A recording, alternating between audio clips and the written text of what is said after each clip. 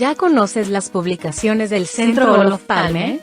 Te invitamos a conocer Los Simpson, sátira, cultura popular y poder suave. Escrito por María Cristina Rosas y prologado por el actor Humberto Vélez. En esta obra aprenderás sobre la relación de esta famosa serie con las relaciones internacionales, el poder suave, poder duro y poder inteligente, la diplomacia corporativa, la política exterior de Hollywood, la sátira corporativa y muchos temas más. Adquiere ya, Los Simpson, sátira, cultura popular y poder suave. Envíanos un mensaje a través de nuestras redes sociales para adquirir esta y otras obras del Centro Olof Palme México. Contáctanos hoy mismo.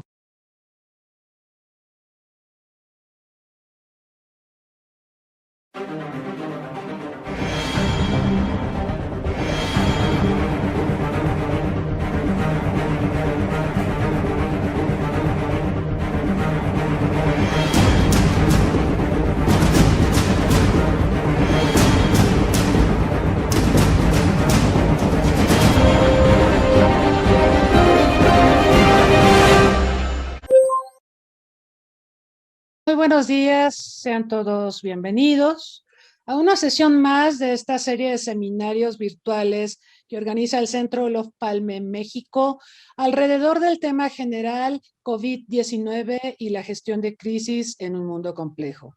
Soy María Cristina Rosas y tengo el enorme gusto de recibir para la sesión del día de hoy a tres connotados expertos en el tema que nos ocupa, que es el de los impactos del COVID-19 en el sector de alimentos y bebidas. Nos acompañan en esta oportunidad Juan Ignacio Mago Soto, Ricardo Espíndola Ruiz y Ángel Salinas Carrillo. Me voy a permitir presentar algunos datos curriculares de nuestros invitados. Ignacio Magos es CEO de la firma internacional de relaciones públicas, comunicación y marketing Magos y Magos Brand Strategy y la plataforma digital Turismo Gourmet, especializada en turismo gastronómico, consultor en mercadotecnia, comunicación y relaciones públicas. Él es especialista y consultor en turismo gastronómico para empresas y destinos, certificado por la Organización Mundial del Turismo en turismo gastronómico, miembro de la Cámara de Comercio de Portugal, delegado de gastronomía para la agrupación Expertos en Turismo, delegado de turismo gastronómico para Actual, Asociación para la Cultura y el Turismo de América Latina.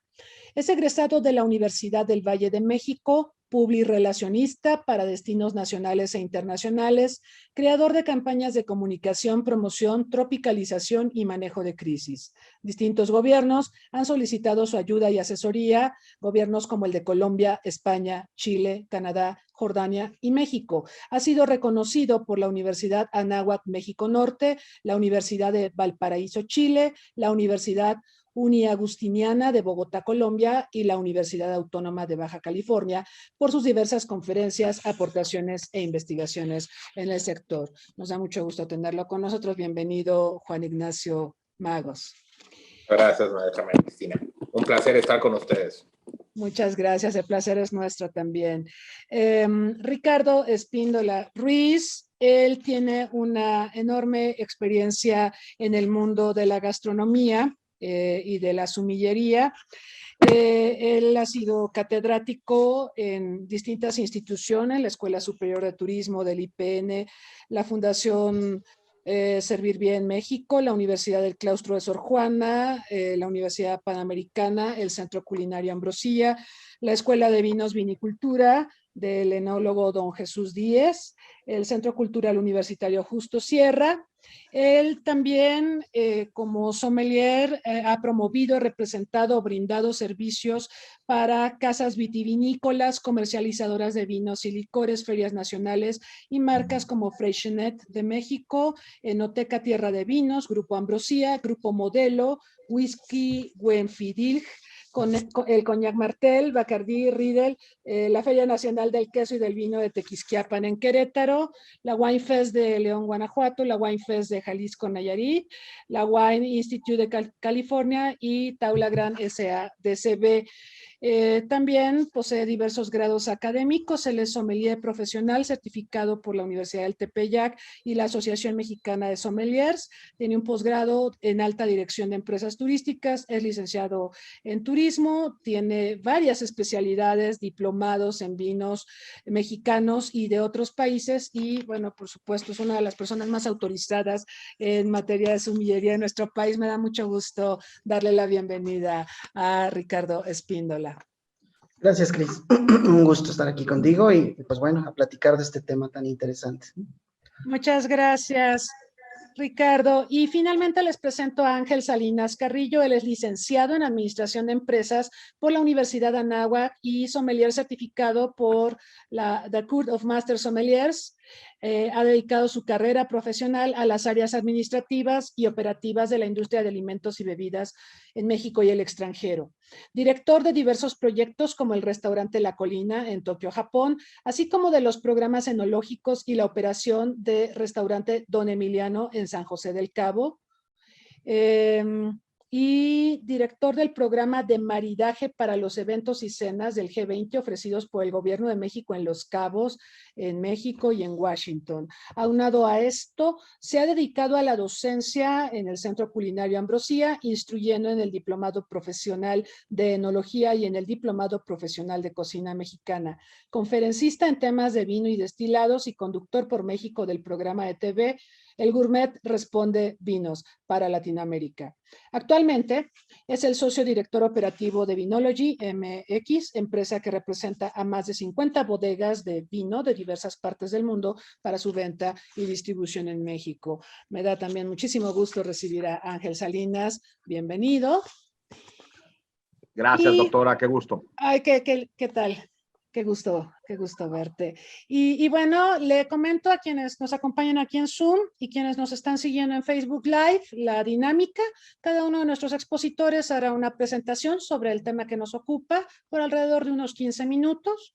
Invitamos a nuestra audiencia a hacer sus comentarios, preguntas, a nuestros invitados. Aprovéchenlos, por favor, porque no siempre tenemos la fortuna de contar con estos especialistas tan connotados en estos temas. Y habrá una segunda ronda para precisamente presentar las preguntas del público y pedirle a nuestros invitados nos hagan el favor de considerarlas y responderlas. Y habrá una tercera fase básicamente para conclusiones y reflexiones finales. Sin más, le pediría a Ignacio Magos que haga uso de la palabra. Muchas gracias, doctora. Muy buenos días tengan todos ustedes, estimados invitados, estimado Ángel, un gusto volver a verte, Ricardo, también grandes conocidos que, bueno, hemos coincidido en algunos eventos, por Freshenet, restaurantes y demás, ya de algunos años. Pues bueno, este tema que nos atañe a todos, nos importa, de qué ha pasado con el sector restaurantero en el COVID-19.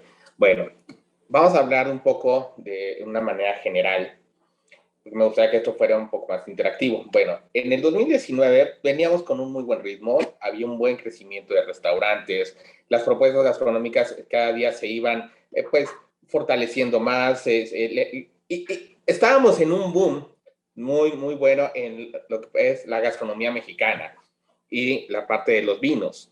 Sin embargo, a finales del 2019 empezó este virus en Asia, muchos no creímos, y yo me incluyo, que pudiera llegar a México, y pudiera llegar a México, a América, ¿ah?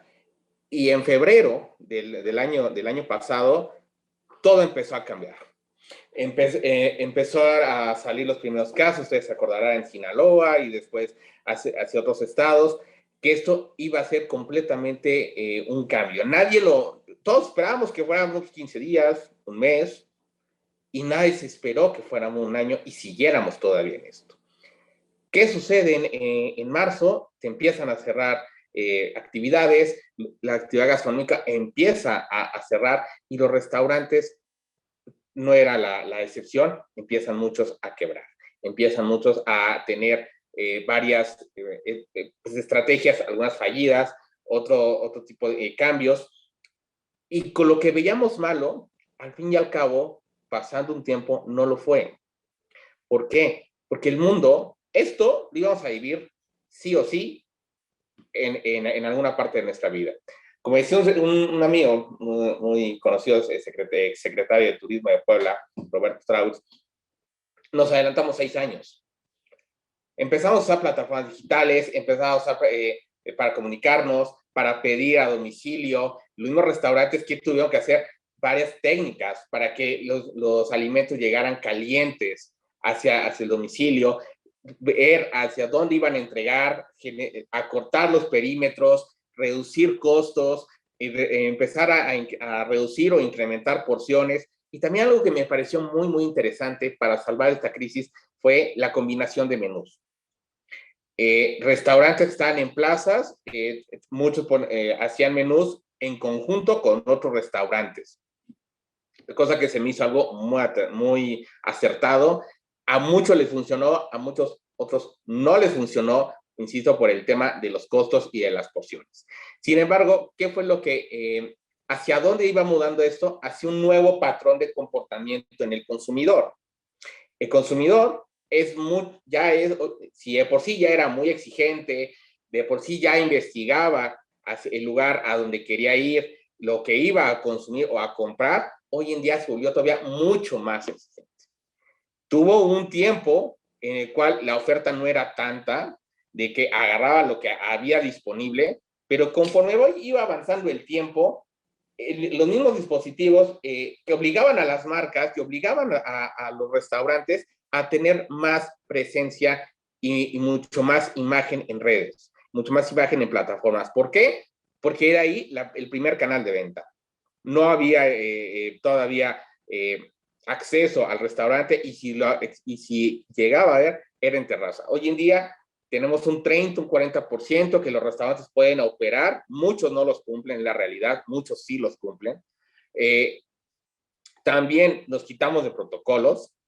Las personas ya buscan 4 puntos importantes en los restaurantes: que sea solidario con la comunidad, que sea sustentable, que sea seguro, y que sea sostenible. Empezamos a mudar toda esta parte hacia la sostenibilidad, hacia ser una parte más amigable.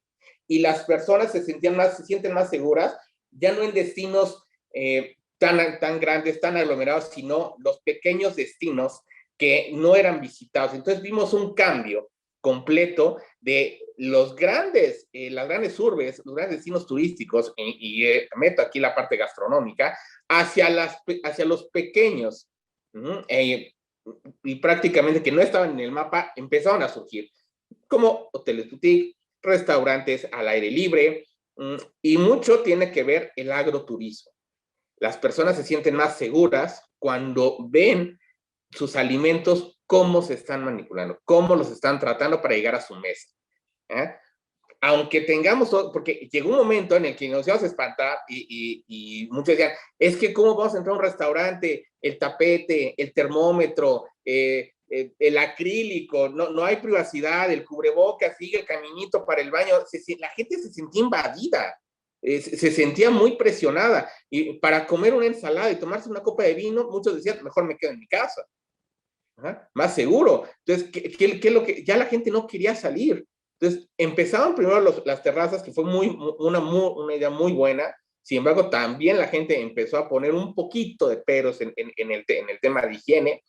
Empezó el tema del servicio take-out, de domicilio. La gente se empezó sí empezó a tener respuesta. Otros se empezaron a quejar. Mucho tuvo la actividad en redes sociales. ¿Y qué es lo importante? Que las crisis no le pegan a todos.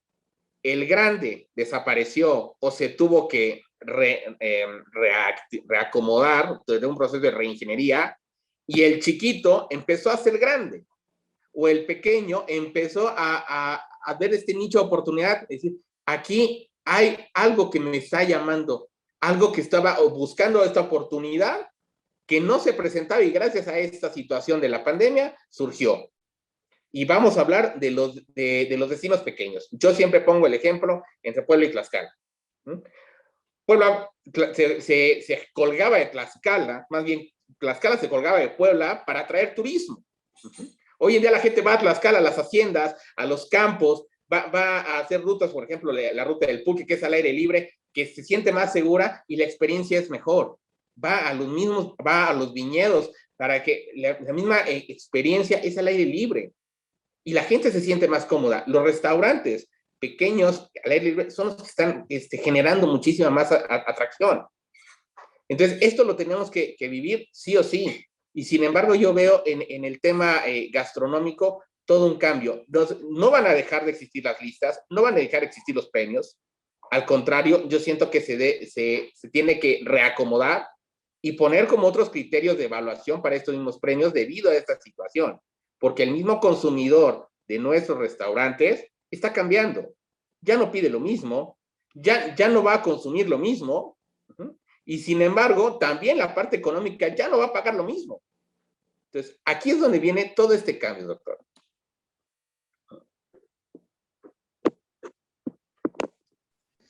Muchas gracias a Ignacio Magos. Él nos presenta una panorámica general sobre el cambio de comportamiento del consumidor, sobre la adaptación del sector, la importancia de, bueno, lo pondríamos así, el tamaño sí importa. Él sugiere que los pequeñitos han resultado más atractivos a los ojos de los consumidores frente a los grandes espacios, los grandes lugares llenos de gente, en fin, y habla de oportunidades de nicho y, bueno, nos compara a Tlaxcala con Puebla. Efectivamente, Tlaxcala, un lugar precioso, pero que siempre era menos visitado frente a Puebla y toda su oferta cultural, gastronómica y demás, pero ahora parece que se está invirtiendo la situación. Muy bien, muchas gracias. Vamos a pedirle ahora a Ricardo Espíndola, sus reflexiones, por favor. Sí, Cris. Pues bueno, yo coincido mucho con los datos que nos da Juan Ignacio. La verdad es que sí, pues fue un cambio brutal. Y con el tema del vino, pues imagínense qué pasó, ¿no? Nosotros, a mí me preguntaban mucho, oye, ¿ahora cómo vamos a presentar una botella? ¿La podemos agarrar? ¿No la podemos agarrar? ¿Le vamos a pasar el tapón al cliente? O sea, ¿cómo vamos a agarrar la copa? ¿La podemos tocar? Fue complicada la situación. Se tuvieron que diseñar pues protocolos también para el servicio del vino y pues al final la gente pues también entendió que ya no podíamos tener tanta cercanía con ellos y el mismo servicio pues se fue orientando a lo mejor hacerlo más discreto, no tan cercano, no tan personalizado como lo veníamos haciendo.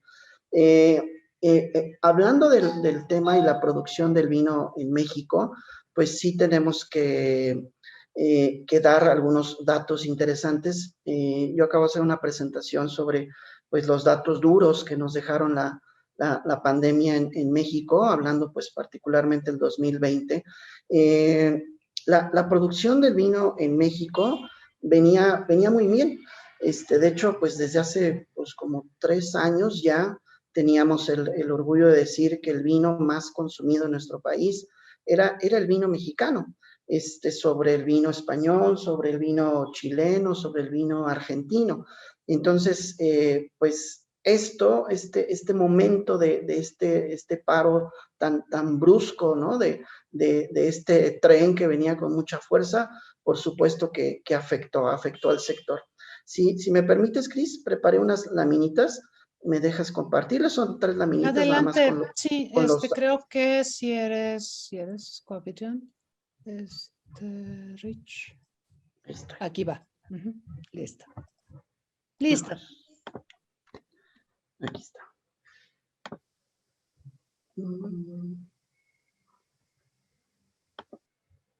Nada más para dar una visión general de lo que tenemos en México. La producción del vino en México así está dividida, ¿no? El gusto por los estilos de vino. 71% está destinado al consumo del vino tinto, eso es muy normal, en todo el mundo entendemos este consumo en este porcentaje aproximado. Blanco, que pues un dato curioso que siendo un país que tenemos pues tanto calorcito y las condiciones son perfectas para tomar blancos y rosados y pues no tomamos, ¿no? En mismo Veracruz a casi 40 grados la gente toma vino tinto. Y pues bueno, es un tema de cultura gastronómica y la entendemos bien. Un dato bien importante que resalta, y la verdad es que es un dato que hay que ponerle atención, que casi el 10% del gusto del consumo del vino en nuestro país son espumosos. Esto no es muy normal. Si haces la balanza en otros países, esta cantidad de espumosos sí sobresale. Y bueno, pues definitivamente hay una razón. Tenemos al estado productor de Querétaro, a 2 horas de cercanía a la Ciudad de México, en la ciudad donde más se consume vino de nuestro país. Y pues todos los chilangos vamos muy frecuente a Querétaro, los festivales, y pues la especialidad de la zona nos ha dado la producción y el gusto por el vino espumoso. En el estado de Querétaro, ahí en la zona de Ezequiel Montes, pues está la productora de vino, una de las productoras de vino más grandes de México, que es la Finca Sala Vive, y pues es lo que más se consume. Entonces, dato interesante. Y luego ya el otro porcentaje estamos entre rosados, dulces y generosos, que ahí pues ya se reparten el tema. El mercado del vino en México así está actualmente. Y esto les decía es de mucho orgullo y que todos lo sepamos y tengamos ahí el dato. México aporta al mercado, fíjense, el mercado se divide así. Esto yo hace 15 años o 20 años, pues los que estamos en el vino creo que nunca lo hubiéramos podido pensar siquiera.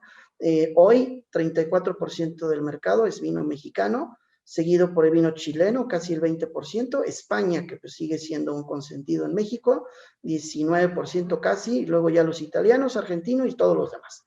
Pero vean este dato, o sea, sí sobresale. ¿Sale? Tenemos 14 millones de cajas en producción y 4 son de vino mexicano. Aún así que 4 pues no es la mayoría, pero pues en proporción de todos los demás países, pues ahí vamos. Bueno, ¿qué otro? Tenemos 14 estados productores. De estos 14 estados productores, casi el total de los viñedos vamos a casi 37,400 hectáreas, pero es todo el segmento uva. Tenemos uva pasa, uva de mesa, uva de jugo, vino, brandy, y solo 8,400 son hectáreas para vino. ¿Sale? Aproximadamente 230 bodegas, y les decía hace ratito, 10, de cada 10 vinos, 7 se consumen tintos, ¿no? La uva más plantada en nuestro país es Cabernet, y pues bueno, el vino mexicano es muy, muy, muy premiado.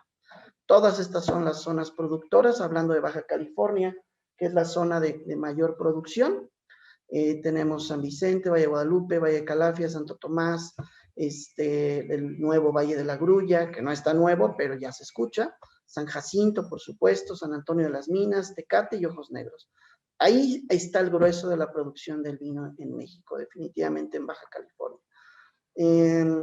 Dato importante también para la producción y entender el vino mexicano y el consumo, es un dato que pues nos sorprende y pues nos sigue poniendo tristes, ¿no? El 46% del costo de una botella son impuestos.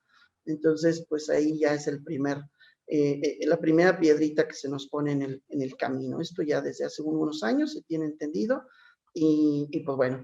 Y estos son los datos, fíjate, que nos arrojó el mercado en el 20, ¿no? Ya como conclusión, haciendo el balance de producción, de consumo, las ventas en general para las productoras en México cayeron en 12%, más o menos. Y la producción de vino mexicano se paró en un 20%. O sea, muchas bodegas tomaron la decisión de no hacer vino, ¿no? Y yo colaboro ahí con unas marcas y la verdad es que decidimos no hacer nada. Estaba muy difícil el panorama y pues se reflejó, 20% de la producción bajó más o menos. Los que venden uva, tengo pues conocidos que se dedican a vender uva en Baja California, tuvieron que ellos hacer más vino, porque si no la uva se iba a perder y dejaron de tener ese ingreso por la venta de uva. Fue un número importante, 20% de la producción. Definitivamente, pues se tuvo que buscar alternativas y nos fuimos al canal digital.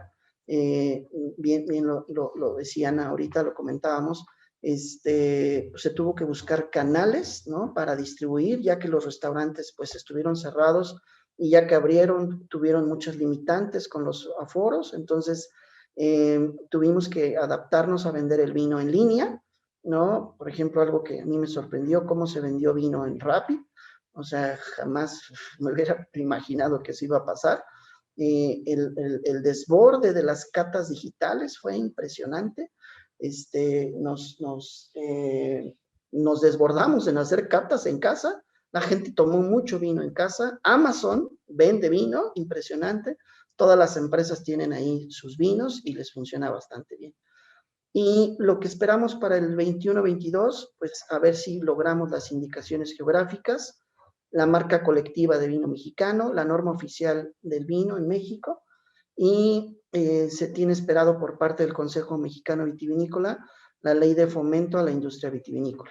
Y definitivamente el incremento del enoturismo en las diferentes rutas de turismo, las 6 rutas que tenemos en México.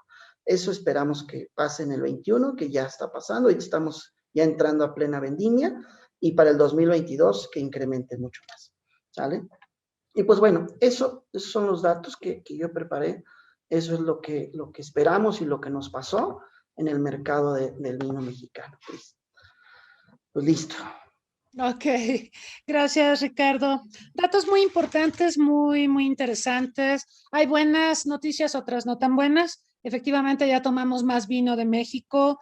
Eso es muy positivo y esperemos que estas cifras se sigan incrementando. Por cierto, pues el vino mexicano en toda esta pandemia ha recibido montones de premios, ha estado en catas en diversas latitudes y pues eso también nos llena de orgullo, nos da mucho gusto. El tema del IEPS, muy preocupante. Efectivamente en México, a diferencia de otros países donde el vino es considerado un alimento, aquí se le considera un artículo suntuario y por lo tanto la carga fiscal es enorme y ciertamente esto inhibe el desarrollo del sector.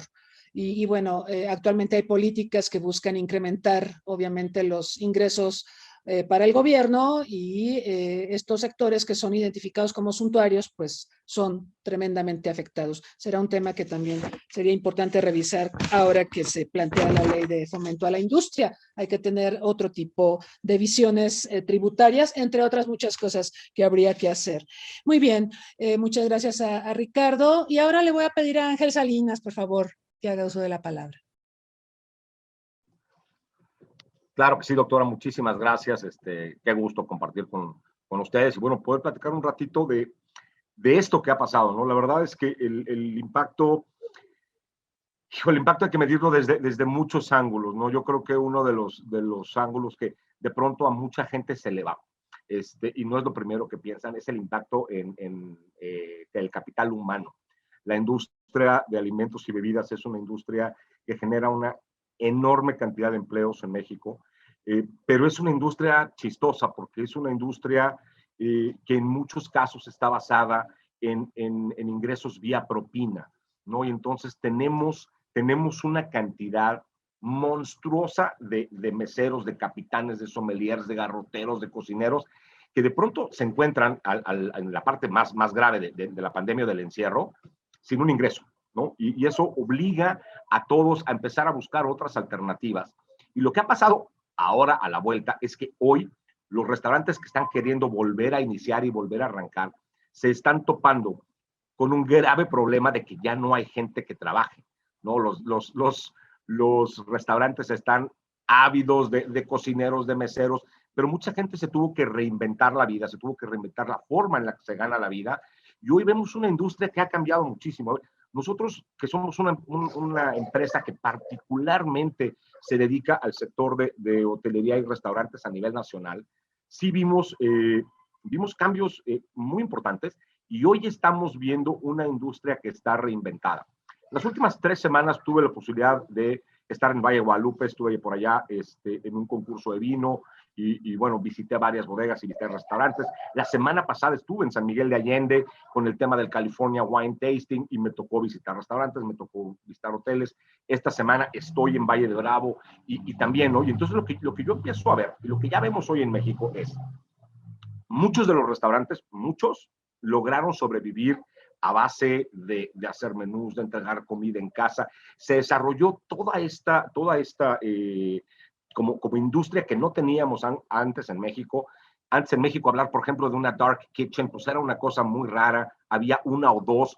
Hoy hay 3,000 dark kitchens en la Ciudad de México. Hay muchos de estos cocineros que abandonaron el restaurante, empezaron a cocinar en casa, empezaron a llevarte este producto trabajado de la forma en la que trabajaban los restaurantes de alto nivel, pero a la puerta de tu casa. Y ya te lo traen en bolsitas, empacado al vacío, hasta con instructivo, ¿no? Abres la bolsita uno, pones acá, para que al final tú te termines de hacer esa experiencia en casa, como si estuvieras comiendo en un restaurante, en el restaurante de tu gusto, ¿no? Esa parte está increíble y esa parte ya no va a cambiar. O sea, una de las cosas a las que nos tenemos que adaptar ahora es, no van a desaparecer las dark kitchens, no va a dejar la gente de empezar a hacer esto en casa. Muchísimas que yo estoy de acuerdo ahí con Ricardo, pero, ay, no sé, ya los perdí. ¿Están ahí? Aquí están. Hola, hola. Aquí están, Ay, sí, perdón, todos estamos aquí. Lo que pasa es que cerraron sus cámaras. Ok, es que de pronto los dejé de ver. Ahora no los veo. Okay, No, pero sí, bueno. te vemos y te escuchamos perfecto, ¿eh? Ok, bueno, pues yo ya no los veo a ustedes, veo una pantalla de Zoom medio chistosa, pero ok. Entonces, esta parte ya no va a cambiar. Yo estoy de acuerdo con Magos de que ya la industria se está reinventando. Sí hay grupos que regresaron, sobre todo grupos grandes de restaurantes que regresaron a las prácticas antiguas. Esta cuestión de que íbamos a estar al 60 o al 70% es totalmente falsa. La verdad es que hoy los restaurantes están al 100%. A mí me dio mucha risa platicando con otros compañeros sommeliers y con algunos que vinieron del extranjero a México al concurso de Ensenada. Y decía, es que parece que aquí el COVID no existe. O sea, ya se les olvidó. Los restaurantes no están al 100%, están al 110%, ¿no? Y no solamente ya volvieron a tener toda su plantilla de gente y sus clientes trabajando, sino aparte quienes pudieron sacar mesas a la calle, pues las sacaron y ya no las regresaron. Las mesas siguen afuera, ¿no? Entonces, a ver, la industria tiene que sobrevivir de alguna manera. Yo platico con muchos chefs, con muchos dueños de restaurantes que son mis amigos, que son mis clientes de años y me dicen o nos lanzamos con todo o no vamos a sobrevivir, ¿no? Estas grandes inversiones que se han hecho, porque dense una vuelta a los restaurantes que han abierto un año antes de la pandemia, incluso a los que están abriendo hoy. Cuando tú ves ese tamaño de inversión, tienes que entender que la gente se va a aventar. O sea, no hay forma de pararlos, ¿no? La gente no va a perder estas inversiones, la gente quiere su trabajo. Y también yo veo a un consumidor ávido, ¿no? La gente está volviendo a los restaurantes, sí con mucha fuerza, sí con mucho empuje, sí gastando, pero también sin dejar a un lado lo que ya estaban haciendo de recibir comida en casa. Entonces, la industria cambió por completo. Nosotros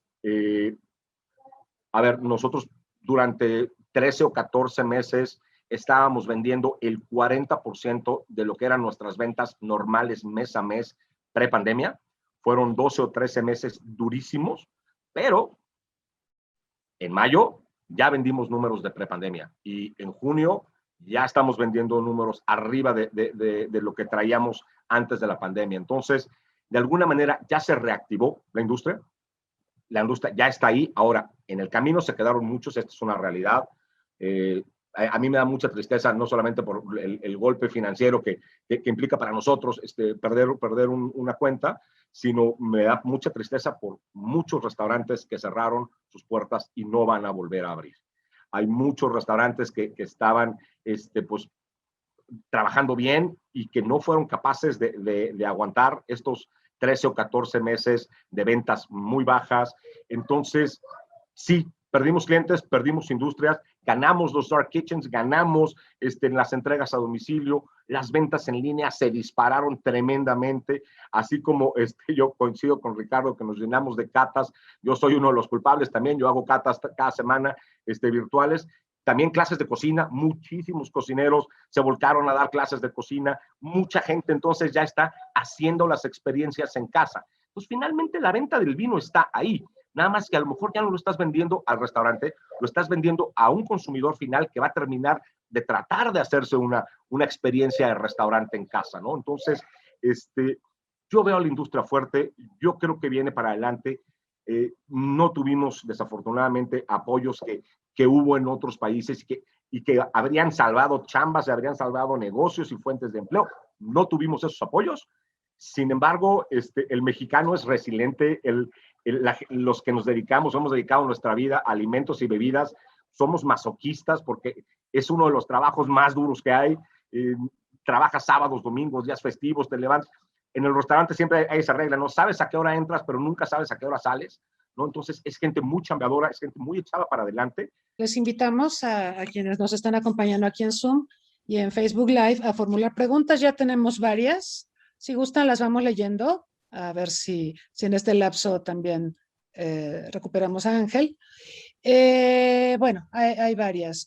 Una de ellas es, ¿cómo afectará la esperada? Yo no siento que sea esperada, yo diría que es la temida tercera ola de COVID al sector restaurantes. ¿Creen que se regrese al grado de cerrar nuevamente instalaciones y servicios? Otra pregunta es, el concepto de Dark Kitchen es increíble. Efectivamente es una práctica que no va a desaparecer por su gran capacidad de adaptabilidad. Entonces, si es algo que llegó para quedarse, ¿qué procede ahora en cuestión de regulación sanitaria? A Ricardo Espínola le preguntan, ¿cuál es su opinión respecto a la decisión de Rusia, del gobierno de Rusia, de que únicamente será champán la bebida fabricada en ese país? Es un tema de denominaciones de origen.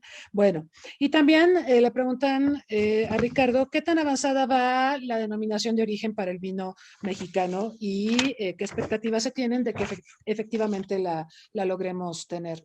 Entonces, si gustan, mientras recuperamos a Ángel, pues le pediría a Juan Ignacio que hiciera uso de la palabra, por favor. Claro que sí, doctora. Comparado lo que decía Ángel, fíjate que pasó algo muy curioso. Muchos decían, es que ¿por qué el mexicano no consume tanto vino, no? Y siempre se luchaba en ese tema, porque el mexicano es más de cultura de cerveza y de destilados que de vino, la verdad. Pero conforme pasó esta pandemia, pasó algo muy curioso, que cuando dejaron de producir cerveza y se dejó se empezó a acabar el stock, la gente que decía, compro vino.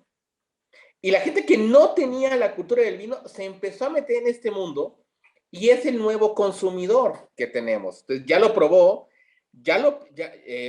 por azares del destino, le gustó, lo compró en aplicaciones digitales. Ahora que ya puede salir, va al restaurante, lo pide y cuando ya pueda viajar, ¿qué creen que va a pasar? Que va a conocer el lugar donde se produce. A lo mejor no ese vino, pero a lo mejor otros vinos, porque decían, bueno, pues a lo mejor voy a Querétaro, y bueno, yo paso por Ezequiel Montes y ni siquiera yo me da cuenta que ahí había vinos. Hoy en día empezamos a tener ese enoturismo, ¿no? Eso como país nos va a ayudar bastante a la cultura y a nuestra industria vitivinícola, porque al tener una identidad propia de consumo, esta identidad se genera una economía, y Ricardo no me va a dejar mentir, o sea, ¿cuántas visitas tiene Freixenet? ¿Y cuántos viñedos hoy en día no hay en Querétaro que ya se están empezando a destapar? De hecho, a mí me llamó mucho la atención, no sé si sea el nombre correcto, que es Puerta Lobos o algo así, que es un fraccionamiento que ya tiene viñedos. Ajá. Entonces, yo no tengo muy bien el dato fresco, ¿verdad? Pero me llamó mucho la atención que es, ok, el vino se está empezando ya a meter a otro tipo de sectores. Ajá. Que eso me ayuda, me llama mucho la atención. Respondiendo a las preguntas, doctora, estamos ya definitivamente en una tercera ola, eso ya no es mito de que, es que los contagios están subiendo, no, a nivel mundial estamos en una tercera ola, y esa es la realidad. La otra realidad es que son 24 variantes del virus, de SARS-CoV-2, de esas 24 variantes, ya hay una mexicana, titulada B1.3, 1. y algo, no todo el dato certero, que sí es agresiva, es la realidad. Y la variante Delta es mucho más agresiva. Entonces, ¿qué va a pasar? La economía no se puede detener.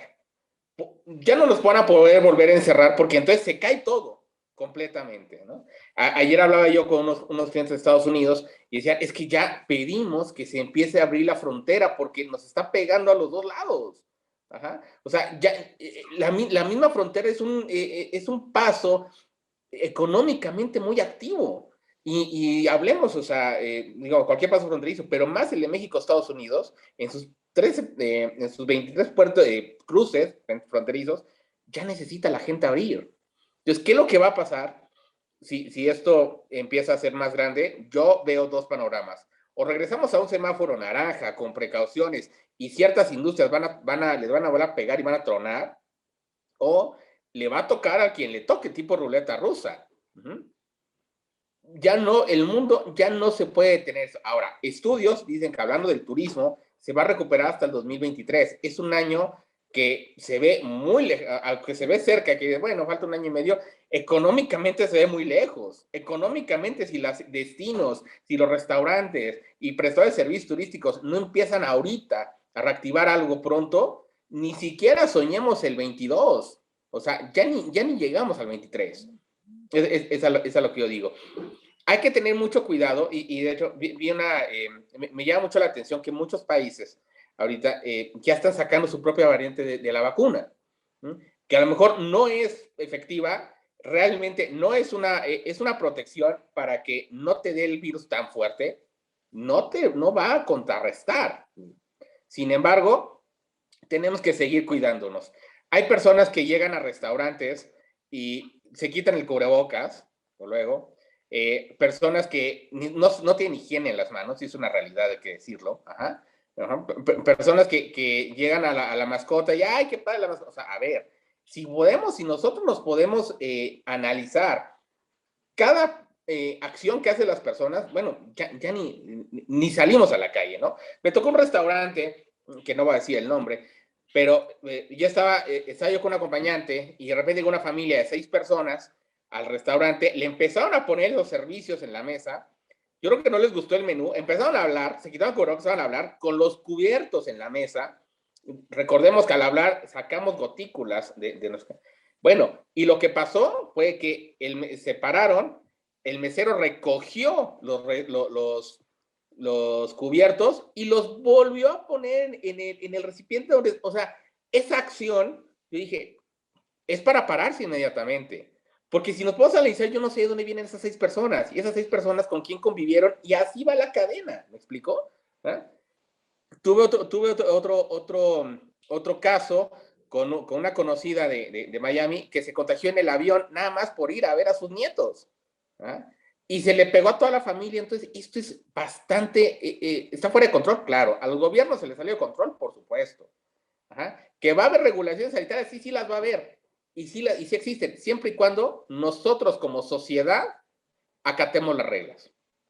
Ninguna regulación sanitaria ni ninguna medida de seguridad va a funcionar si nosotros como ciudadanos no ponemos de nuestra parte y no acatamos las reglas. Entiendo el tema económico, tanto como empresa, como consumidor, pero también es una realidad que esto llegó para quedarse. Y también vamos a vivir más virus, muchísimo más fuertes. Esto es una preparación que tenemos que tener para cambiar nuestros hábitos de comportamiento, de consumo y hábitos en general. Entonces, hay que poner de nuestra parte. Gracias a Juan Ignacio. Ya regresó Ángel Salinas. Voy a aprovechar para leer otras preguntas que llegaron y de esta manera podemos ir complementando el análisis. Hay una pregunta que nos llega de Facebook. ¿Qué opinan de los testimonios de ex trabajadores de restaurantes de gran prestigio en México en torno a la explotación laboral? Otra pregunta, ¿qué estrategias pueden aplicarse para los restaurantes y fondas que se encuentran cercanos a los centros educativos que permanecen cerrados? ¿Cómo están las cifras de consumo de vino mexicano en el extranjero? Se sabe que el COVID-19 causa ageusia y anosmia. Ah, cierto, este tema también lo comentamos en otra oportunidad. ¿Cómo consideran que puede repercutir en la gastronomía y la enología? Muchas gracias y felicidades a todos los ponentes.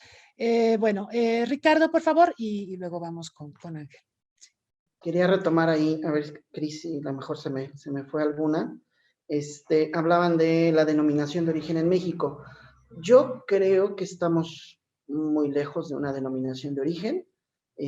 Todavía lo que tal vez logremos y se quiere hacer, y hay mucha línea ya trabajada, es una indicación geográfica, que es el antecedente o el fundamento de una denominación de origen. Que busquemos que todos los vinos en México sea real que se hagan con las uvas locales. Eso es muy importante. Que los vinos de Querétaro se hagan con la uva de Querétaro y no con la de Zacatecas o la de Aguascalientes. Ese es un paso que estamos viendo que casi ya está por suceder. Se ha estilado mucho durante años que la uva, hay productores de uva y venden a muchos lados, ¿no? A muchos valles o muchos estados. Hoy se está, no regulando, pero como que la plantación ha ido incrementando, entonces estamos previendo tal vez, estamos esperando que empiecen a suceder estas indicaciones geográficas, que si dice Ezequiel Montes, pues tengamos la garantía de que la uva es de Ezequiel Montes y no de otro estado. Y les digo, para mí, en un punto de vista personal, el que tengamos una denominación de origen ahorita, yo creo que estamos muy jovencitos como para ponernos una denominación de origen. Se sigue experimentando con variedades de uva, se siguen teniendo, pues, qué tipos de injertos o portainjertos pueden adaptarse a los viñedos, los sistemas de conducción, las técnicas de vinificación, los rendimientos, o sea, yo creo que todo, quitando a Baja California pues, y su gran tradición, y quitando a lo mejor a Coahuila, ¿no? Que son los estados que tal vez tengan más relevancia histórica con la producción, pero todos los demás, pues es una historia muy reciente. Y si nos alineamos a una denominación de origen, eso es una limitante, ¿no? Es una garantía, por supuesto que es muy bueno tener una denominación de origen, pero en un tema tan reciente, que no se conoce todavía bien y se maneja bien, tener una denominación de origen puede ser que te pierdas de cosas que no probaste. Ahí me tocó pues ver cómo plantaban algunas variedades en Querétaro y al final, en 15 años o antes, las tuvimos que arrancar porque no funcionaron. Entonces, eso ha pasado.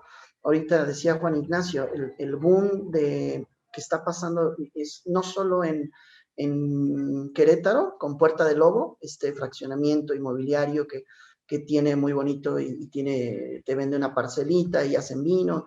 Pues esto es un modelo que se generó en el Bajío oficialmente, en Guanajuato. Hay muchos de estos y yo creo que tomaron de ahí el modelo para Puerta del Lobo. Es una variante no sé, de entrar al mercado del vino y mostrar a la gente que el vino está ahí. Y la verdad ha sido súper atractivo, ha sido un éxito eso. Yo lo he visto, a lo mejor en Baja California, a lo mejor lo están haciendo. No sé si Ángel, ahora que fuiste, viste algo así, pero por acá en el centro es muy normal. Hay muchos fraccionamientos así, caros, a mí me parece un tema caro, pero la verdad, si yo tuviera, sí me compraba una parcelita con mi casa, que después abrir la ventana y ver mi viñedo, pues sería bonito, ¿no? Eso en cuanto a la denominación de origen. Preguntaron algo de lo de Rusia y el champán. A mí, yo, pues, en mi especialidad, yo me he enfocado al espumoso. Me sorprendió mucho la noticia legal o oficial. Fue una nota que por ahí circuló en redes, porque sí me metí a investigar, porque me estaban preguntando y preguntando si quiera meter con ese tema de las marcas registradas, hablando de denominaciones de origen. Yo creo que hay que investigar más. Yo tengo ahí pues contacto con la DO de Champán y la verdad es que les mandé mensaje y no me han contestado. Me dijeron que pues no, que no entendían la noticia. No sé si fue una noticia local aquí en México o qué pasó. Y sí me dijeron, no, pues seguimos con las exportaciones a Rusia, o sea, es nuestro primer mercado, o sea, no tenían ese dato. Y yo no puedo dar una opinión sobre ese tema porque no he encontrado un dato, digo, oficial, ¿no? O sea, real de una fuente, hablando de la OIB y cosas así, que lo avalen. Entonces, yo creo que vamos a esperarnos un poquito con eso. Y no sé, Cris, por ahí otra, si era para mí, que pudiera contestar yo. Creo que... O con Bueno, esas voy. creo que con esas vas, sí, sí. Las cifras de consumo de vino mexicano en el extranjero. Fíjate, Richard, que, perdón, ahorita ya regresó Chris, Ah, pero ya bueno, está. yo quiero decir, salió una nota de la champaña Neuronews que decía que era para apoyar a los productores del sur de Rusia. A mí también me sorprendió mucha noticia por dos cosas. Uno, porque Rusia no tiene una producción de champaña como la tiene Francia. Y dos, no sé si recuerdan ustedes, a Rusia siempre le han puesto sanciones económicas. Entonces, ¿cómo responde Rusia al tener el mercado? Me invento un pretexto de este tema para evitar las exportaciones, las importaciones de estos productos por el consumo, ¿no? Y así es una guerra económica. Yo siento que el tema va por ahí, más que nada. Es un tema económico hacia respuesta de unas sanciones políticas, ¿no? Y se agarra, porque lo veo, no me cuadra, igual que tú, a mí no me cuadra el tema. Muy bien. Listo, Cris. Ok. Adelante.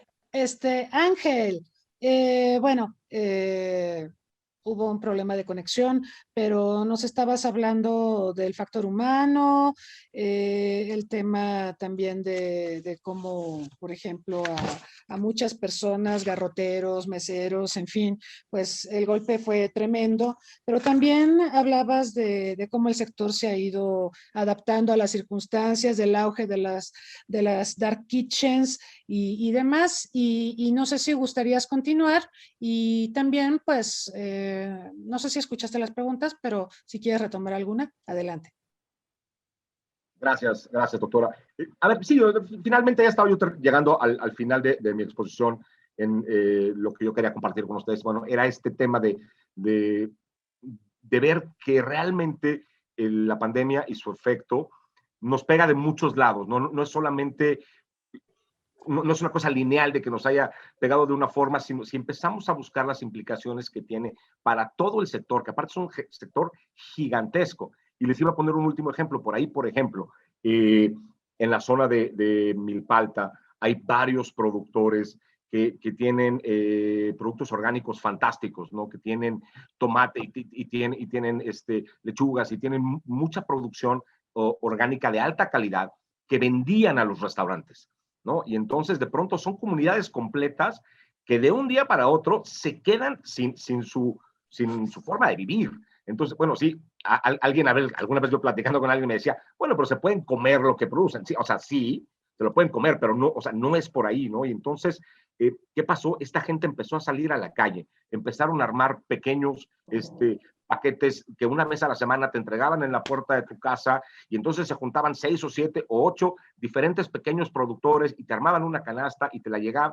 Y es muy padre que mucha gente se volcó a comprarles, porque si nos vamos, como te digo, es realmente, esto nos pegó por muchos lados al sector, pero uno de los grandes ganadores, si lo podemos decir así, de la pandemia desde el punto de vista económico, fueron los supermercados. La gente empezó creo que es uno de los pocos sectores que tuvo un crecimiento así como del 40% durante pandemia, porque la gente pues, era el único lugar donde podías comprar, ¿no? Y entonces mucha gente se volcó, mucha gente a comprar vino y destilados para tomar en casa en lugar de irlos a tomar a los restaurantes.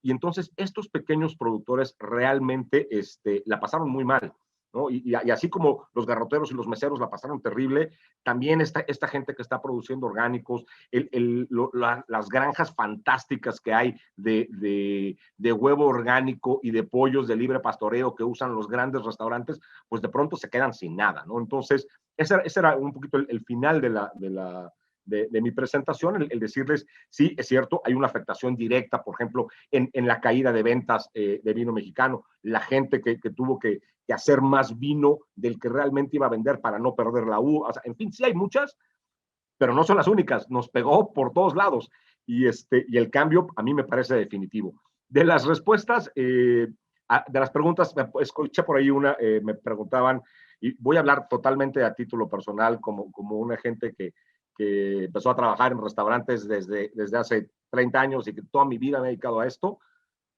El tema de la explotación en el sector de los restaurantes ha existido siempre, no es una justificación, no quiere decir que está bien, pero también yo creo que es uno de esos trabajos, una de estas industrias donde tienes que tener una vocación, el servicio tienes que tener una vocación absoluta, porque si no tienes vocación, es el peor trabajo del mundo. No es que esté bien, pero es la norma, y es la norma aquí y en cualquier lugar del mundo. Si tú tienes la oportunidad, hablando de este tema famoso que hubo de una cocinera, si tú como cocinero, esto es lo que quieres hacer y tienes la oportunidad y buscas trabajar para un gran referente porque quieres aprender de él, ningún gran chef te va a permitir que aprendas de él bajo tus propios expectativas, ¿no? No puedes ir tú a un 3 estrellas Michelin y decir, oigan, yo quiero trabajar nada más de 4 a 8 y quiero tomar este descanso. Tú vas a estos restaurantes y te pegas unas friegas de 18 o 20 horas porque quieres aprender, porque sabes que todo ese conocimiento que vas a adquirir, toda esa experiencia que vas a adquirir, el día de mañana te va a permitir a ti ser uno de esos grandes referentes, te va a permitir a ti tener tu propio restaurante. Vamos, es una oportunidad. A mí me llegaban currículums, 20, 30, 40 currículums al mes y a lo mejor escogíamos uno. Entonces, ese uno que llega, realmente es muy afortunado en tener la oportunidad de trabajar con un gran cocinero, con un gran chef, con un gran sommelier. Si tú no estás dispuesto, y esto sí es totalmente a título personal, a trabajar 20 horas al día, esta no es la industria para ti, porque así es esta industria, ¿no? Yo me he dedicado a esto toda mi vida y hay veces que puedes pasar 90 días sin tomar un día de descanso, porque una vez que tú abres las puertas, tienes que estar al servicio. O sea, el show no es así, el show must go on, no puedes parar. A ver, te puede tocar que fallece alguien cercano a ti, te pueden tocar muchas cosas y tú tienes que presentarte a la mesa con una sonrisa, aunque te estés muriendo por dentro, aunque lleves 14 horas parado y te duelan los pies, a presentarte con una sonrisa, a ser amable, a ser cordial, a vender, ¿no? Porque finalmente eso es lo que somos, la gente que nos dedicamos a esta industria, estamos para servir. Entonces, híjole, ¿no está bien la explotación? No está bien. Que exista en todo el mundo, porque esto existe en todo el mundo, tampoco es una justificación, pero si tú no estás de verdad dispuesto a trabajar 30 días seguidos sin descansar y 16, 17, 18 horas al día, estás en el sector equivocado, ¿no? Esa es una opinión mía personal. Ya, a ver, lo que pasa en las cocinas, las bromas, el machismo, eso es algo que sí tendríamos que erradicar inmediatamente y es algo para lo que hay que trabajar mucho. Y yo sé de primera mano que muchos restaurantes tienen programas justamente que están tratando de erradicar esto. A ver, hay historias muy famosas de chefs importantísimos aquí en México que te aventaban cacerolas si hacías mal un plato. No, a ver, el plato es durísimo. Hay que entender que una cocina es una olla de presión. Y la gente que trabaja en una línea, en un restaurante, cuando estás con 150 comensales en las mesas y gritos y calor, entonces sí hay que tener mucho temple, mucho carácter y muchas ganas de hacer esta chamba, si no, no la vas a hacer bien, ¿no? Entonces, así leo yo esta pregunta. No estoy de acuerdo con lo que pasó con esta chica que se quejaba, pero también yo lo primero que yo le hubiera dicho es, si no quieres trabajar aquí, ahí está la puerta. O sea, es una oportunidad para ti trabajar junto al, no vamos a poner no queremos polémica, pero a trabajar junto a uno de los mejores chefs de México, ok, esto es lo que implica, ¿no? Así hay que trabajar y listo, así es. Gracias, Ángel. Me hiciste recordar, yo hace muchos años estudié con Gortari, el cocinero, que lamentablemente falleció recientemente. Y bueno, la exigencia es altísima, ¿no? Y se requiere para la excelencia, porque si quieres excelencia, pues sí hay que echarle ganas. Y me acuerdo de jornadas completas, larguísimas. Nunca nos sentamos. Yo creo que nadie se puede sentar en una cocina. O sea, la cocina no es para que te sientes y te pongas a cotorrear, ¿no? En realidad es un trabajo bastante sufrido, pero esto es porque se busca la excelencia y porque tienes que satisfacer expectativas y cumplir con todas las exigencias del sector.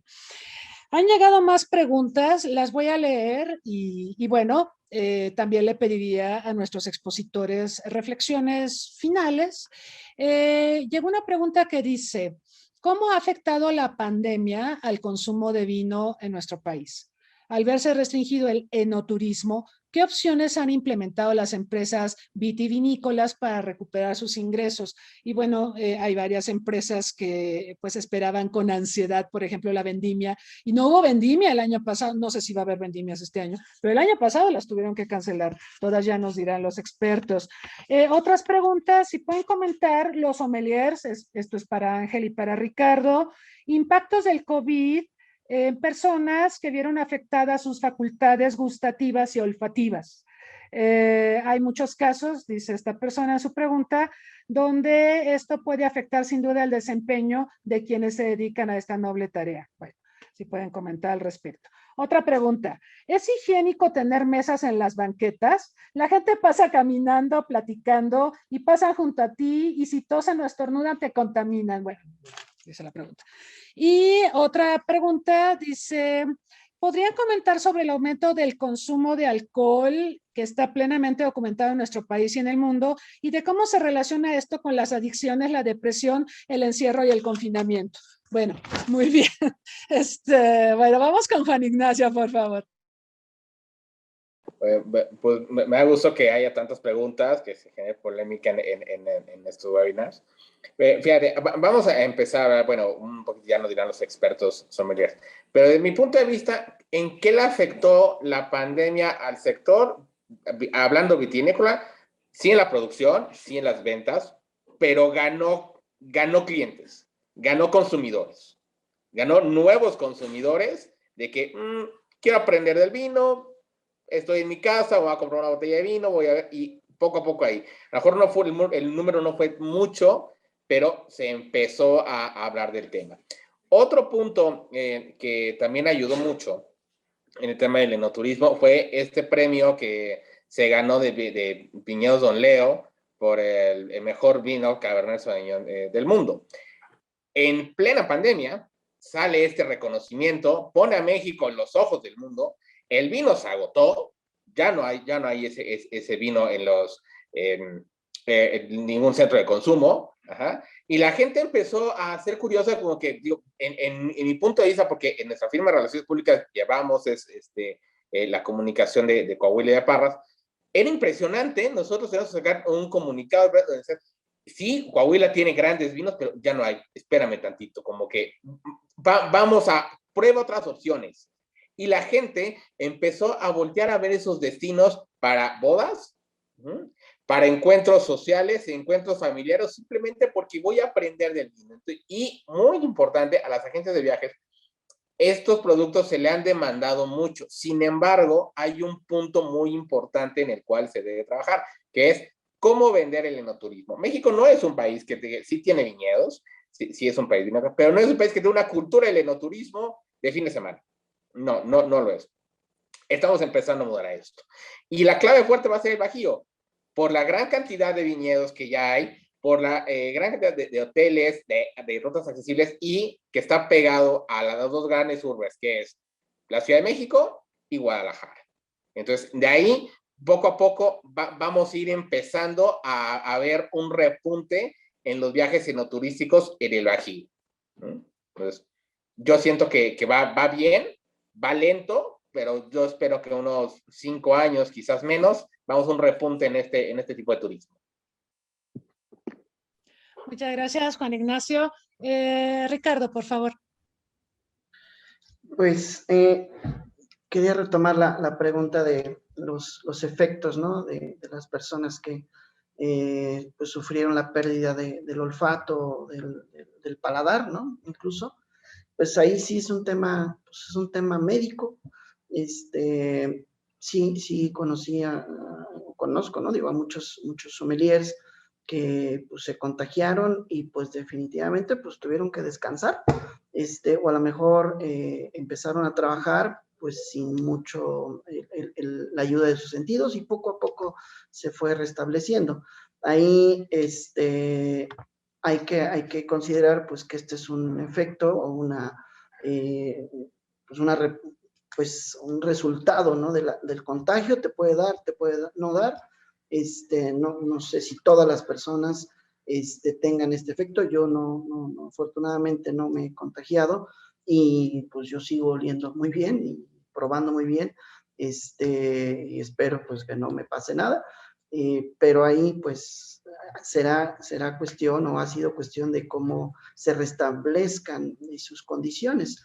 Digo, según yo, llegan de regreso bien, van a ir gradualmente, poco a poquito van incrementando hasta que tienes ya otra vez tu capacidad al 100 de olfatear y del gusto. Entonces, pues ahí no podemos hacer nada, no hay tema que opinar mucho, más que pues buena suerte a los que les pase, y que pronto regresen a trabajar a su 100% de análisis sensorial. Pues, y hablando del tema de las vendimias y todo esto que ahorita comentaban, que preguntaban, pues aquí también ya fue una decisión. Este año ya hubo eventos, va a haber eventos en algunos estados, y es una cuestión también de filosofía de cada empresa. Hay empresas importantes que tomaron la decisión de nuevo, no hicieron en el 2020 y no van a hacer vendimia en el 2021. O sea, ya ha habido muchas publicaciones de empresas que no van a abrir sus puertas a recibir a la gente hasta el siguiente año, ¿no? Y hay otras que con mucha precaución, con muchos cuidados, pues están recibiendo a la gente. Al final, sí era algo que se esperaba, que en el 2020 se perdió mucho de esto, del ingreso por el enoturismo. En el estado de Querétaro, pues es una de las pues un tema económico muy importante, ¿no? La ruta del queso y el vino, hoy del arte también. Es una industria grande que el gobierno ha apoyado ya en varias administraciones, y ha montado una infraestructura muy, muy importante en función del vino, ¿no? Un dato curiosísimo es que el lugar más visitado de todo el estado de Querétaro es una vinícola, ¿no? O sea, más que el mismo centro, la catedral y cosas así, de tema cultural o histórico, es una vinícola. O sea, recibe más de 200,000 personas, si no más mal tengo el dato, al año. Es impresionante. Entonces, el que se haya restringido, por supuesto que afectó, pero pues yo creo que las empresas han sido conscientes de que pues ni modo, no es algo que les tocó a ellos, sino es un tema mundial. Y pues yo creo que la prioridad es la salud y el cuidado de las personas y el cuidado del equipo, ¿no? También del equipo de trabajo de las empresas, que la verdad han sido muy conscientes. Yo he aplaudido un poquito eso, pues definitivamente el tema económico se afectó, pero la prioridad pues sin duda son las personas, ¿no? Entonces, a ver, ojalá que ya en el 2022 volvamos a estas grandes fiestas. O sea, yo hacía muchos viajes con mis alumnos a viñedos, y íbamos a muchos lados, y no he hecho nada, ¿no? La verdad es que he salido muy poquito y no sé, guiando ahí grupos muy pequeñitos, pero la verdad es que tampoco yo he querido salir por tema de cuidado, ¿no? Pero esperemos ya tener mucho entusiasmo, y para el siguiente año volver a las fiestas con todo, ¿no? Y pues, listo, Cris. Muchas gracias. Gracias, Ricardo. Ángel, por favor. Sí, claro, bueno, para quien preguntaba el tema de los sommeliers y la afectación del COVID, sí, es una realidad. Yo tengo un par de buenos amigos que perdieron la capacidad olfativa durante casi 3 meses, lo cual es terrible. O sea, regresa. En el caso de estas 2 personas cercanas a mí, ellos dicen que regresó al 100%. Hay gente que dice que se quedó con algún nivel de afectación. Obviamente esto es grave. Yo te diría, dentro de lo que es el trabajo del sommelier en la industria, el sommelier no solamente es un catador, el sommelier termina convirtiéndose en un director de orquesta, ¿no? Y a lo mejor podrás no oler, y a lo mejor podrás no te sabrá nada la comida, pero cuando tú estás en el salón, tú mueves gente, tú manejas, tú generas experiencias, si tienes la fortuna de tener suficiente experiencia y memoria olfativa, puedes hablarle, aún sin tú oler nada, le puedes hablar a la gente. Vamos a retomar un par de preguntas más. Y vamos a ir cerrando esta espléndida sesión. Llegó una pregunta de Twitter. ¿Consideran que se deberían impulsar campañas turísticas por parte de la Secretaría de Turismo para impulsar al sector vinícola? ¿Cómo hacer del turismo enológico algo más llamativo tanto para el público nacional como el extranjero?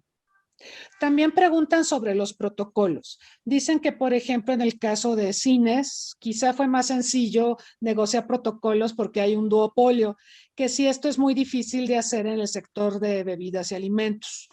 A ver, y ya regresó Ángel. A ver, por favor. Ya regresé, perdón. Justamente lo que quería comentar, yo estoy totalmente de acuerdo con Juan Ignacio, en el sentido de que, a ver, esto no se va a acabar pronto, estamos en una tercera ola y vendrá una cuarta, una quinta, en mucho queda en manos nuestras cómo nos cuidamos, a qué sí vamos, a qué no vamos, qué hacemos.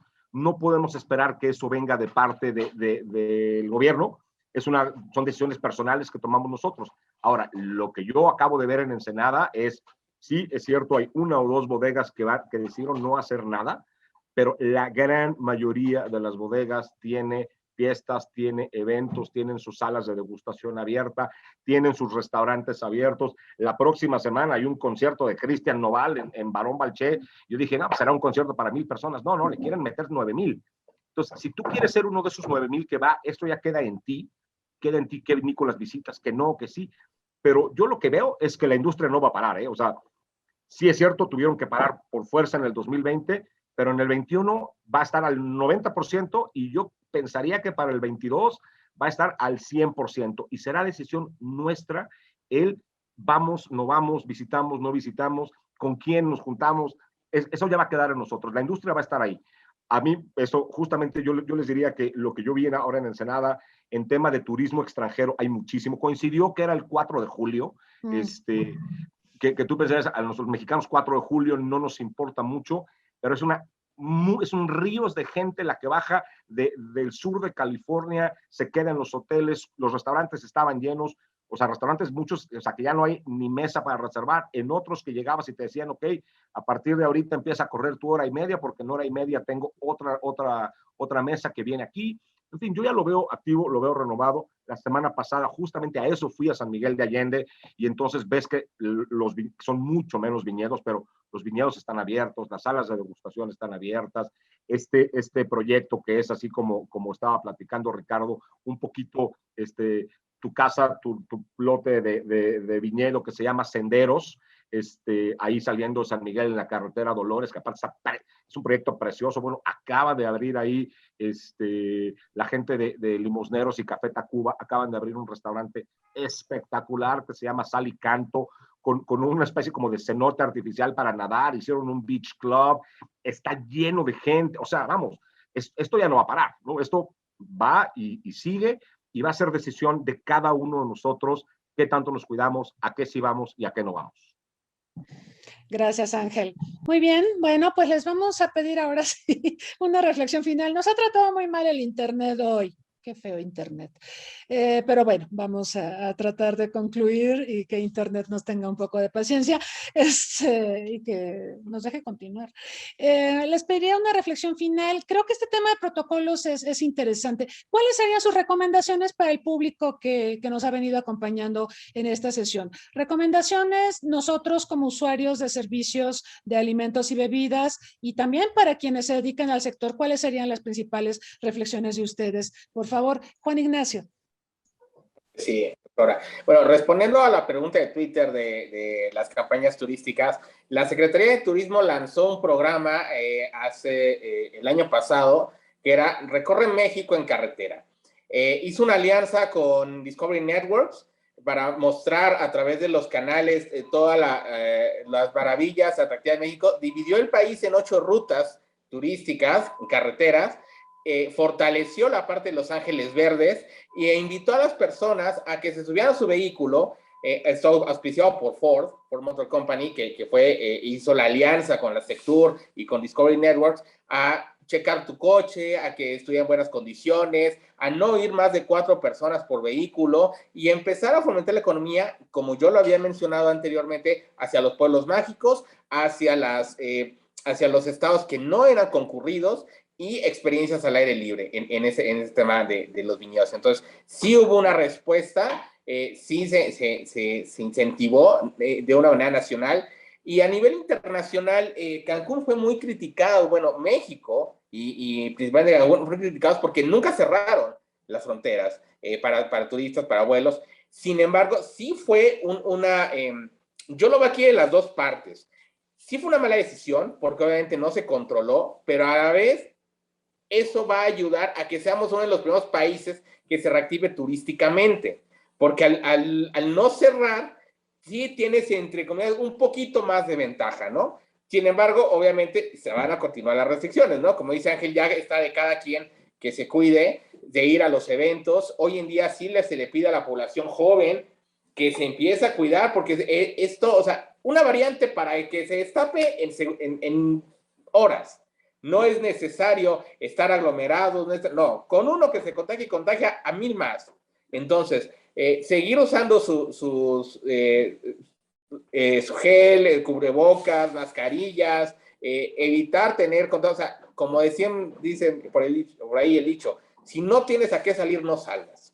Es importante reactivar la economía, es importante seguir consumiendo, claro, hay maneras de consumo, buscar la que más les acomode. Si iban, no sé, 3 veces por semana al restaurante, pues acudir 1, acudir 2 y ver, sobre todo, analizar si los lugares que nosotros visitamos cumplen con esos protocolos, por seguridad nuestra y por seguridad de los otros y la seguridad de todos, ¿no? Yo me quedo con eso, doctora. Muchísimas gracias. Muchas gracias, Juan Ignacio. Ángel, por favor. Claro que sí, muchas gracias.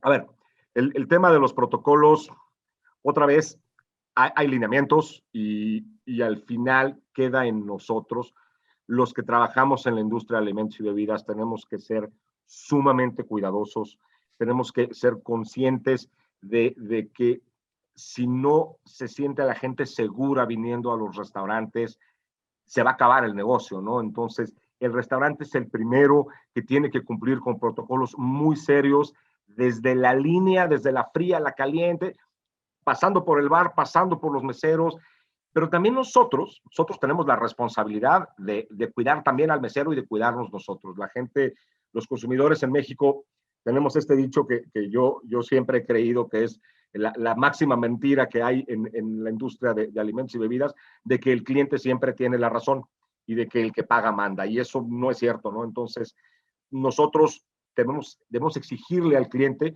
que también nos cuide a nosotros. Nosotros tenemos que poner todas las medidas posibles y llevarlas a cabo puntualmente para proteger al cliente, pero también vamos a tener que empezar a exigir que el cliente nos proteja a nosotros. Y así como por otras circunstancias puedes negarle el servicio a una persona, vamos a tener que llegar a ese punto en el que a quien no respete los protocolos, no se cuide a sí mismo, al resto de los comensales y a la gente de servicio, le vamos a tener que empezar a negar el servicio. Tenemos que tomar esto con muchísima responsabilidad, empezando por nosotros mismos, ¿no? O sea, tu protocolo debe decir, trata a los demás como si tuvieras el peor caso de COVID. Entonces tienes que ser súper cuidadoso, tienes que ser muy pulcro, tienes que ser muy inteligente en cerrar los espacios. Nunca lo vas a poder cerrar al 100%, pero cerrar los espacios de contagio para que la gente pueda volver con libertad a los restaurantes. Si no hacemos eso, esto va a acabar pegándonos otra vez y va a tronar muchísima gente. Y nos vamos a meter en una crisis todavía más grave de la que tenemos el día de hoy, ¿no? Y bueno, como última, como reflexión, yo veo a la industria del vino en México, tanto del vino mexicano como la industria que exporta vino, más bien que importa vino a México, la veo fuerte, la veo bien, los canales están ahí. Por ahí nos quedamos con una pregunta que alguien platicaba del incremento del consumo de bebidas alcohólicas durante el encierro. Es normal, esa parte, un tema incluso puede ser un tema de depresión. Hay mucha gente que empezó a beber más, sin duda. Aparte, cuando estás activo y estás en otras cosas, pues a lo mejor no estás con la copa en la mano, pero cuando estás encerrado en tu casa y un domingo te sabe igual a un martes o a un lunes o a un miércoles, cuando te da lo mismo que sean las 12 del día o las 8 de la noche, porque de todas maneras estás encerrado en tu casa, sí la gente empezó a beber más. No solo en México, a nivel mundial hubo un incremento importante en el consumo de bebidas alcohólicas, y volvemos al tema. Es responsabilidad de nosotros, y tenemos que ser muy claros en qué consumimos, cuándo consumimos y en qué cantidades consumimos. Fuera de eso, yo creo que la industria está bien. Yo veo una industria fuerte, me dio muchísimo gusto todas las bodegas que visité en Baja California, la verdad, contentos, echados para adelante, produciendo. Viene un año que esperemos que no traiga muchos picos de calor, pero viene 2021, viene un año bueno por lo menos para la industria en Baja California. Se prevé una cosecha buena, exitosa. Entonces, bueno, esperemos que sea punto de rearranque para la industria, pero yo veo a la industria bien. Gracias, Ángel. Ricardo, por favor. Gracias, Cris. Pues creo que ya no me dejaron nada aquí para Ignacio y Ángel. Y tu mala onda que me dejaste al final, ¿no? Perdón. Pero bueno, pues la verdad es que yo aquí la reflexión pues también es seguir con los cuidados y yo creo que coincido, ¿no? Mucho con Ángel, es de adentro para afuera. O sea, si tú ves riesgo y vas, pues ya es cuestión de cada quien, ¿no? A mí me tocó y me quedé ahí con una idea en la cabeza hace ratito, que mencionaron. Yo aquí la oficina la tengo aquí en la Roma, y bueno, las banquetas se llenaron de mesas y pues bueno, entiendo que los lugares no estábamos preparados para recibir a la gente, no hay terrazas, ¿no? Entonces tuvo que tener esa opción porque si no, pues nos moríamos en los locales, ¿no? Pero pues ahora veo de verdad, y por un lado me da gusto, porque pues yo pues estoy en la industria, me da gusto que las banquetas estén llenas, ¿no? Pero sí veo mucho riesgo, ¿no? Porque de verdad pasas al lado, la gente, los vendedores, se rompen todos los protocolos, ¿no? De seguridad, y entonces, pero eso ya es una cuestión personal, de las decisiones que como individuo pues tomemos en cuestión de tu salud. Y yo también estoy contento de que el tema del vino, el consumo se haya incrementado. Me quedé con la idea también de Juan Ignacio de que pues la gente que no conocía el vino lo conoció, se nos acabó la cerveza, entonces pues había algo, necesitábamos tomar algo, y la gente conoció el vino, y yo he tenido, tuve, pues de verdad, me hablaban y recomiéndame y consigue, y dame un vino suavecito y un vino afrutadito, y qué compro, y pues la verdad es que nos volvimos más como doctores, ¿no? Dando recetas por todos lados, en tema de consumo, y la verdad es que eso me dio mucho gusto, y ya se quedó, ¿no? La gente ya entendió que puede comprar vino en supermercado, que puede pedirlo en línea, y contento porque la gente está saliendo otra vez, ¿no? Ojalá, la verdad yo tengo fe de que no nos cierren, ¿no? Porque sí, yo coincido, esto va a ser desastroso si nos vuelven a cerrar. No creo que aguantemos, ¿no? En muchos sectores la gente vamos a sufrir, todos, ¿no? Nos va a ir mal. Entonces, la reflexión de mi parte, pues es eso, que sigamos fuertes, ¿no? Que sigamos unidos, toda la industria, y cuidando nuestro negocio, cuidando cada quien en el área que estamos, pues tenemos que aportar esa responsabilidad, ¿no? Y poder transmitirla, ¿no? Yo ahí en la universidad con los chicos les digo, vamos a cuidarnos, ustedes necesitan trabajo, ¿no? Y vamos a cuidar las fuentes de trabajo, vamos a ir a los restaurantes, pero vamos a cuidar los protocolos. Y yo creo que hay también mucha conciencia al menos de la gente que sí estamos en la industria, de que tenemos que cuidarnos y hacer que los invitados que asistan a nuestros locales nos cuiden también, ¿eh? Porque si no, pues no acabamos a parar con esto. Y pues nada, pues un gusto, Cris, y un gusto, Juan Ignacio y Ángel, saludarlos por acá. Muchas gracias, Ricardo, y gracias a Juan Ignacio y a Ángel. Ha sido una sesión espléndida. Muchas gracias a los tres, a quienes nos han acompañado aquí en Zoom, en Facebook Live.